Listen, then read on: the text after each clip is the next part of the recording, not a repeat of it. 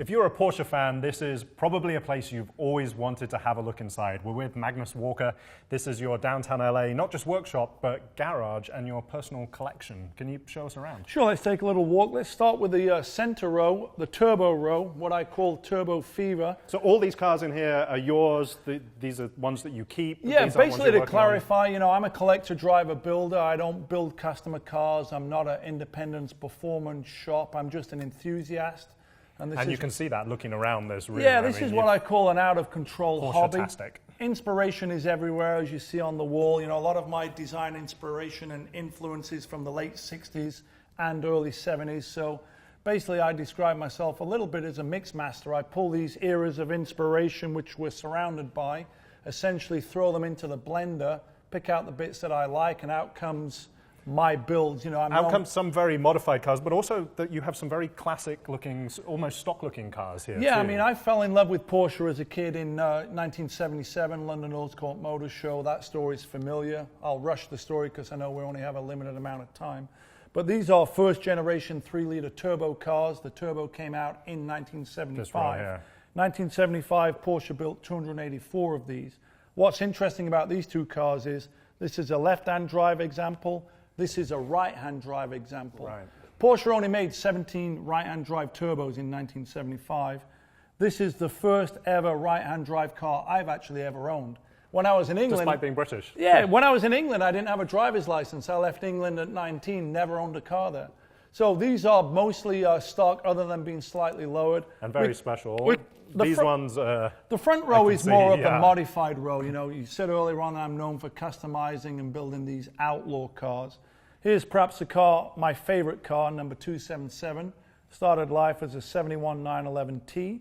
It's the car I'm most associated with because it's one that's been featured in the majority of my videos and magazine articles. And it's very much your colors, isn't it? Red, white, and blue. Yeah, you know, for me, I'm an English kid living in LA. I've been here for 30 years, but growing up, I watched a lot of American TV, Dukes of Hazzard, Starsky and Hutch, of course, Captain America, and of course, Evel Knievel.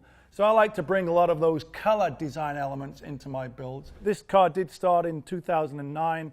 It's been an on-again, off-again project. It's a 1967S. It's my usual sort of sport purpose, streetable track build, but with a few new elements. You know, the sort of defining feature of this car is the front louvered fenders. And this is something that even Porsche had never done on a curved steel louvered fender. Sure, they'd done a louver on the 917 Le Mans winning car, but these are individually stamped into the fender one by one.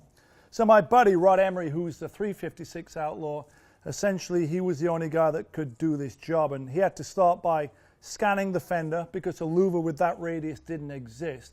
In the past, I'd done a lot of these hot rod louvered deck lids where it's a flat louver. So Rod scanned the fender, and then he made a custom billet aluminum die of the same radius.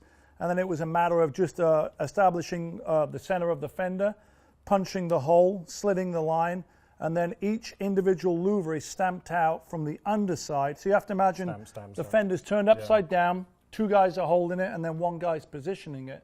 And you do have to make sure that they're perpendicular and equally spaced, because once it's stamped in, it's there forever. It's a beautifully detailed job. There are some other details in this room that just sort of tell me a little bit of the story about you and your cars. One I want to pick up on is the tires. We have some over there.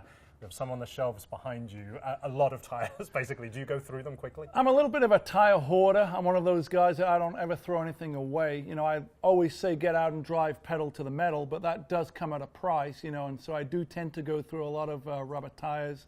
You know, my theory is so long as they're round and hold air, they're still good, so I never ever throw anything away, but it's the price of going pedal to the metal. And that is still the passion. That's the driver behind all of this, yeah, driving. Yeah, I mean, for me, the ultimate thrill is the drive. It's the freedom out there. Ironically, I live around the corner and I walk to work, so that's how I keep my carbon footprint low.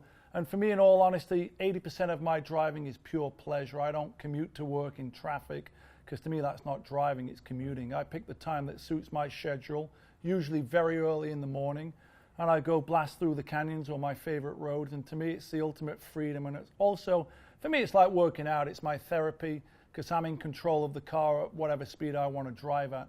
And that's the challenge of getting the most out of these cars, which are essentially, for the most part, 40 or 50 years old. You're just involved and connected with the vehicle itself, and it's a mechanical experience. And ultimately, that is what I love about driving. And hopefully that art will never ever die, because that's my thrill, it's my drug, it's my religion. So I always say, get out and drive, pedal to the metal.